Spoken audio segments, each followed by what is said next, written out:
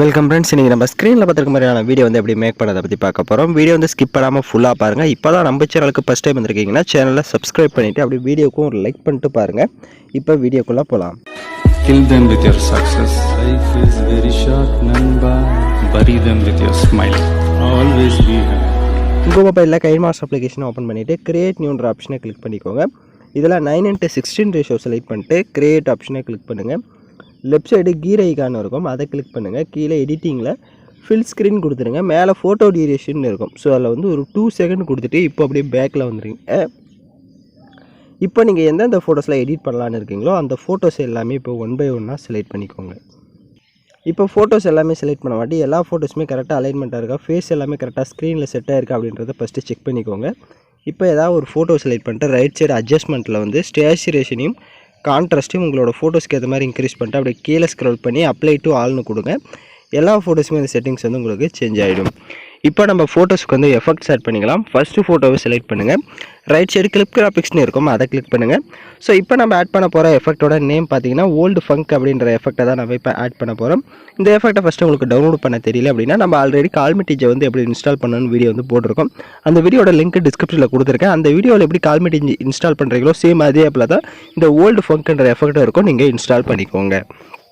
இப்போ இன்ஸ்டால் பண்ணிட்டு ஒவ்வொரு ஃபோட்டோஸ்க்குமே அதே மாதிரி தான் ஃபோட்டோ கிளிக் பண்ணிட்டு கிளிக் பண்ணிட்டு ஓல்டு ஃபங்கில் ஒரு 4 எஃபெக்ட்ஸ் இருக்கும். பட் நாம் ஆட் பண்ண போகிறது பார்த்திங்க அப்படின்னா ஃபஸ்ட்டு எஃபெக்ட்டை மட்டும் தான் ஆட் பண்ண போகிறோம்.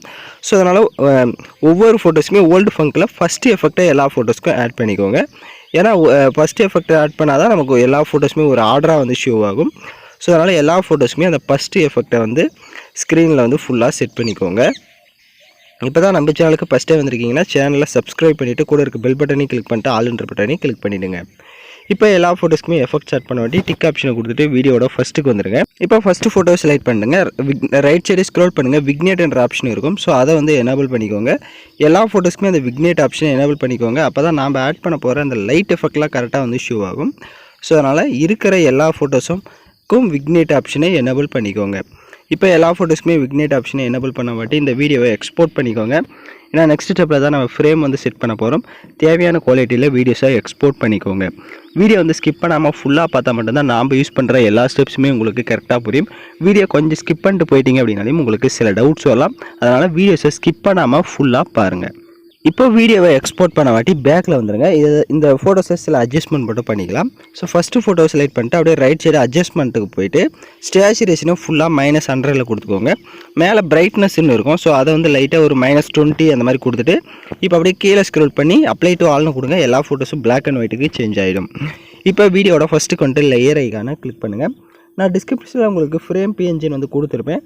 அந்த இமேஜை டவுன்லோட் பண்ணி செலக்ட் பண்ணிட்டு அதை கொஞ்சம் இந்த மாதிரி ஜூம் பண்ணிட்டு கரெக்டாக வந்து சென்டரில் வந்து இந்த மாதிரி செட் பண்ணிக்கோங்க. இப்போ ஸ்க்ரீனில் பார்த்தீங்கன்னா தெரியும், சென்டரில் வந்து செட் பண்ணிவிட்டு அந்த ஃப்ரேம் இமேஜோட டைம் டியூரேஷனும் எண்டிங் வரையும் ட்ராக் பண்ணிக்கோங்க.